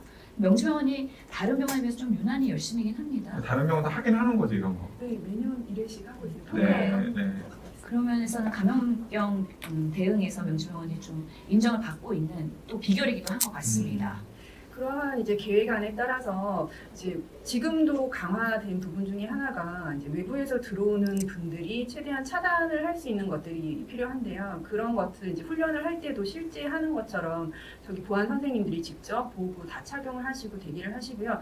이송을 할 때 이 장면이 이제 올해 작년에 이제 훈련을 하면서 이제 실제 2020년 코로나19 음악 카트를 이용하는 환자들에게 실제 적용을 할 수 있었던 배경이 되었습니다. 실제로 저기 보면은 지금 전 병원장이신 네. 김영수 병원장님도 레벨 D 고복 입고 현장에서 연습하는 모습을 그러니까 이게 뭔가 직위를 막론하고 네. 환자를 보는 의사라면 무조건 다 좀 그래도 우선순위 되는 과부터 이렇게 진료 네. 현장에서 연습이 이루어지고 있는 거라는 생각이 드는데요. 맞습니다. 정말 적극적으로 참여해주고 계시고요. 실제도 참여를 하시고 나서 이러이러한 부분은 개선을 하면 좋겠다라고 또 의견을 내주셔서 제가 이제 저희가 2018년에 모의훈련을 할 때 가상 환자이기는 하지만 등록하는 거를 하지를 않았었습니다. 그냥 이제 버발로만 이제 말로만 이 환자가 등록한다 무전기로 연락을 했었는데요. 실제 그렇게 하다 보니까 이제 평가를 할 때 아무리 환자가 가상 환자일지라도 저희가 좀 진짜 하듯이 등록을 하는 걸 해보면 좋겠다는 의견을 병원장님께서 내주셨었거든요.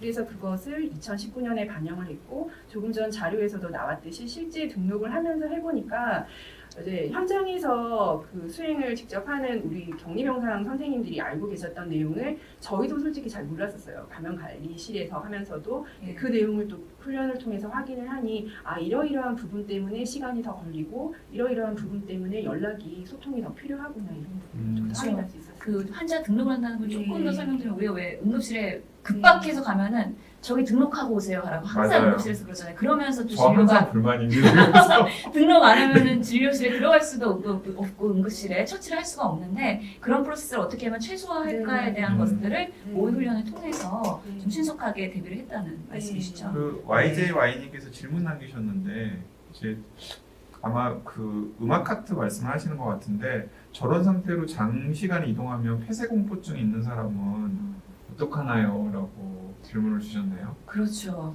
이거는 저희가 예. 실제로 예. 3번 환자분이 분이 약간 공황장애가 있었습니다. 아, 네, 그분이 이제 CT 찍을 때 키도 크시고 이 안을 좀 흡수하다가 생길 정도로 그분이 키가 크셨거든요. 근데 옆으로 누울 수밖에 없는 상황이었고요. 그래서 안정제를 조금 드시고 검사를 진행하기로 했습니다. 아 그러면은 좋은 예 지적이신 것 같아요. 이게 네. 그 감염병에 대한 폐쇄공포증이나 공황장애 이런 게 있으신 분들 같은 경우에는 그렇게 안정제 같은 거 그렇죠. 이게 네. 음압병상에서 상당 시간을 생활을 해야 되기 때문에 그 공간에서의 스트레스가 꽤 크시거든요. 그렇죠. 공포증이 없는 분들도 사실 그런 곳에서 매우 답답해하시고 오히려 내가 어떻게 될지 모른다는 그런 공포심 그리고 스트레스 그다음에 그리고 또- 불면증 예, 그리고 또 가족들이나 혹은 그 지인들한테 뭔가 폐를 끼쳤을 가능성에 그렇죠. 그런 대한 걱정과 걱정, 미안함과 네. 여러 가지 감정들이 복잡하게 나오면서 우울증으로 나타날 수가 있거든요. 그러면서의 이런 심리적인 서포트도 매우 중요한데요. 이런 부분은 나중에 우리가 코프라에서 한번 정신과 교수님을 모시고서 한번 이야기해보는 것도 좋은 방법이라고 생각이 듭니다. 네. 이 사진이 마지막 사진인데요. 저희가 준비한 이건 지금 의심 환자를 진료하거나 간호하는 사진인가요? 지금 훈련 때 훈련 때. 네네네. 저희 이제 모임 환자를 대상으로 우리 간호사 선생님이 이제 문진을 하는 장면과 실제 검체 채취를 저희 이제 진료반 역할을 하셨던 병원장님께서 직접 이제 수업을 하셨던 장면. 병원장님이 실제로 검체 채취는 안 하실 것 같은데. 실제로 근데 네. 전 병원장님이 하셨습니다. 아 하셨어요? 네. 네. 그리고 이번에 그 첫 번째 환자가 입원하는 과정에서 응급실을 통해서 또 병원장님께서 역할을 하신 걸로 저희가 알고 있습니다. 평소에 이렇게 훈련이 되었기 때문에 그게 초동 대처가 빠르지 않았을까 하는 생각을 하면서 박상훈 팀장님이랑 우리 박민호 팀장님 너무 존경스럽습니다. 네. 현장에서 이렇게 땀을 네. 삐질삐질 흘리면서 얼마나 고생이 많으십니까? 그러니까 그 사진 보고 설명 듣기 전에도 존경스러웠는데 사진 보니까 더 존경스러워지는 것 같습니다. 그 코로나 환자들이 퇴원하는 내용이 언론에 많이 공개가 되면 의료진에게 감사하다라는 말씀을 빼놓지 않는데요. 평소에 코로나 환자들이 그 음압병상에서 간호사 선생님들께 어떤 이야기를 주로 하시나요? 대화들은 하시죠.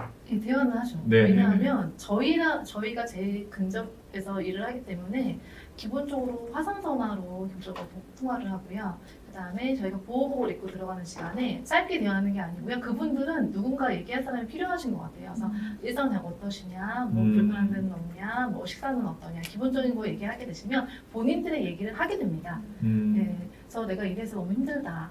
그런 거 얘기하면 신경 쓰지 마시고 보통 이제 처음에 사망환자분이 결론에 드실 때도 많았고 댓글로 많이 풍선을 받았습니다. 그럴 때 되게 많이 힘들어하셨을 때 저희 간호사들과 얘기하면서 좀 그래도 많은 부분이 좀 더 위로가 되지 않았을까 싶은 생각이 듭니다.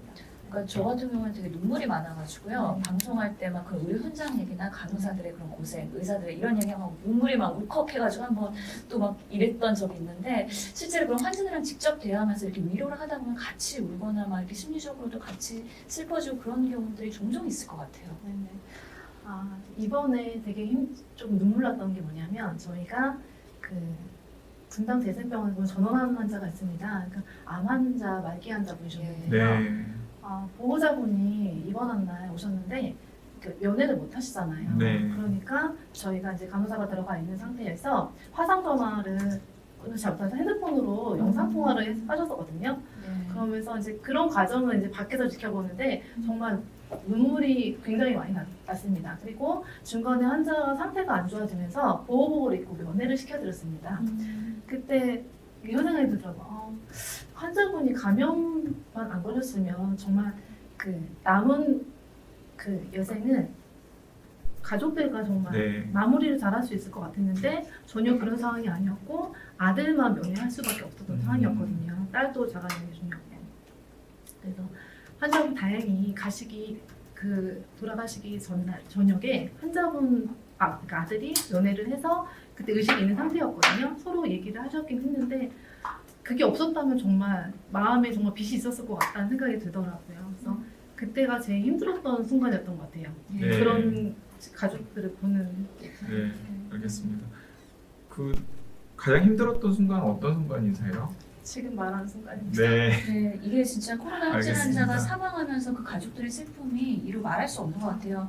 어제 이슈됐던 그 17세 그 고등학생 사망하면서 그 부모님들이 밤 12시에 사망의 전날에 전화가 왔는데 그 전화를 못 받은 게 정말 한이다라고 말씀하셨거든요. 그만큼 격리된 상태에서 사망되고 사망한 후에도 제대로 장례를 치를 수가 없잖아요. 그만큼 가족들과의 생이별의 현장에 같이 있다는 거는 간호사들로서도 너무 마음 아픈 일일 것 같다는 생각이 듭니다. 네, 알겠습니다. 또 그 제작진이 사진을 몇 장 준비했나 봐요. 약간 사진 보여주시나요? 네, 이게 그 각계에서 선물들을 굉장히 많이 보낸다고 하는데 네. 이게 명지병원에서 여러 그 단체들에서 기부를 받은 사진인 것 같습니다. 뭐 라면도 있고 주로 어떤 선물들이 와요? 그 사진들은 다 라면인데. 음료수도 있고 또 좀 아시는 바가 있나요? 근데 네. 저 라면들은 근데 실제로 의료진들이 먹습니까? 네, 먹습니다. 실제로 그러면 네. 우선순위가 음압병동에 있는 의료진들한테 먼저 가는 거죠. 사실 저는 별로 구경을 못했기 때문에 저는 아니 예. 음압병동에 네. 의료진한테 안 가는 거 아닙니까? 혹시? 아닙니다. 많이 오고 있습니다. 네, 많이 오고 네, 있으니까. 그래서 네. 우리 홍보대사 박미선 씨가 아, 살균 소독 박미선 씨가 기부하셨군요. 명지병원 홍보대사세요? 예, 그렇습니다. 그래서 소독제도 기부하시고 참 아름다운 장면들인데요. 사실 명지병원 앞에는 현수막들이 많이 붙어 있잖아요. 그래서 이 명지병원 의료진들을 응원하는 그런 시민들과 우리 고향 주민들의 그런 메시지들이 출퇴근할 때마다 되게 큰 힘이 되시죠? 어떠세요, 팀장님? 어떠세요? 저희 이제 병동 올라가면 응원 게시판에 직원 여러분과 그리고 타 병원에서 아니면 뭐 군부대 그래서 보내주신 응원 릴레이 편지들이 다 벽면에 전체로 이루어지고 있습니다. 그런 거 볼 때마다 저희가 힘이 되고 있고요. 많은 분들이 저희를 지지하고 격려하고 있구나 싶어서 힘이 되고 있습니다. 네. 그 여러 지금 각계에서 고생한다고 이런저런 선물들을 많이 이제 보내주시는 게 네. 사진으로 계속 나오고 있는데 그 개인적으로는 어떤 선물이 제일 반가우셨어요? 저희가 종류는 굉장히 많습니다. 네. 뭐 가장 좋은 거를 꼽을 수는 없을 것 같고요. 네. 보통 영양제부터 해서 뭐 홍삼, 라면, 밥, 그다음에 물, 뭐 간식거리, 뭐 초코파이 네네. 여러 가지를 보내주셔가지고요. 얼마 전에 또 마카롱도 직접 보내주셔가지고 아. 잘 먹었고요. 먹을 때마다 항상 감사의 마음으로 있고 뭐가 제일 좋은 선물이라는 것은 따로 없습니다. 근데 저는 먹을 거리가 좋을 것 같긴 한데. 실제로 이 네. 환자를 보면서 에너지가 많이 소비되기 때문에 당 떨어질 때 빠르게 먹을 수 있는 네. 음료수나 맞습니다. 이런 마카롱도 매우 좋은 선물인 것 같다는 생각이 드네요. 저희가 라면은 시간을 내서 먹어야 되기 때문에 예. 제가 그냥 간단히 집을 수 있는 간식거리가 훨씬 더 좋습니다. 배즙은 직접 짜가지고 보내신 건가 봐요. 명품 도라지 배, 황토 배즙 무슨 농원에서 보내시는 것 같은데. 네. 저런 것들을 지금 진짜 여러 가지 선물들이 많이 오네요. 예, 네. 의료진분들이 드시면서 힘내시면서 지금 네. 환자들을 열심히 보고 계십니다. 저희는 야쿠르트 너무 초반에 예쁘네요. 저희가 환자분 초반에 저희가 이제 1월 25일 이후에 그 약속 아줌마가 주신 건데요. 그때는 그 응원 편지가 있긴 있었는데요. 예. 많은 각계각지에서 아직 몰랐던 시기입니다. 근데 저희가 정말 힘이 됐고요. 간호사들이 먹으면서 감사 인사 했었습니다. 명지병원의 일원이라는 게 저도 갑자기 또 뿌듯해지는 또 순간이 저는 환자분이 있습니다. 기증하신 겁니다. 예, 네. 현지 환자분이 네. 퇴원하시면서 감사하다고. 이거는 익명의 환자분이 저희가 아. 보내주신 거여가지고요. 예. 네. 제일 좋아 보이는데요. 이게. 지금 배가 고파서 그런지. 네. 참으로 여러 루트로 이런 응원을 받고 계시니 우리 간호사님들 얼마나 힘드실 텐데 그래도 힘이 날 것 같고요. 오히려 이런 음식들이 또 칼로리를 높이기 때문에 또 건강 관리 잘 하셔야 되겠다는 생각이 들겠습니다. 자, 이렇게 사진으로 보여주듯이 여러분들이 응원을 해주시고 계시는데 그 고생이 많으시잖아요. 네. 그런데도 가장 보람됐던 순간은 어떤 순간이세요?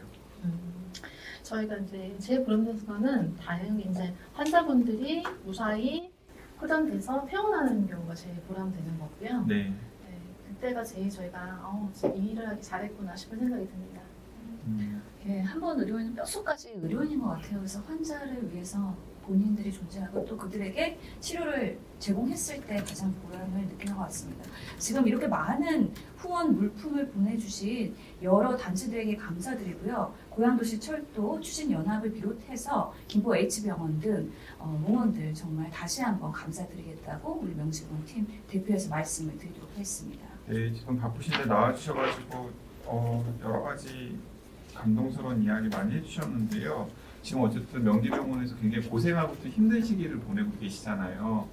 또 이렇게 응원해주시는 많은 시민들에게 하시고 싶으신 말씀 있으실 것도 같은데, 네, 두 분 다 이야기를 해주십시오. 저는 개인적으로 이제 감염 관리 업무를 하면서 지금 이 시기는 어느 누구 하나 편한 분이 없다라고 생각을 합니다. 그리고 특히 현장에서는 이런 표현이 맞을지는 모르겠지만 2달여가 지나가면서 버티고 계신 것 같아요.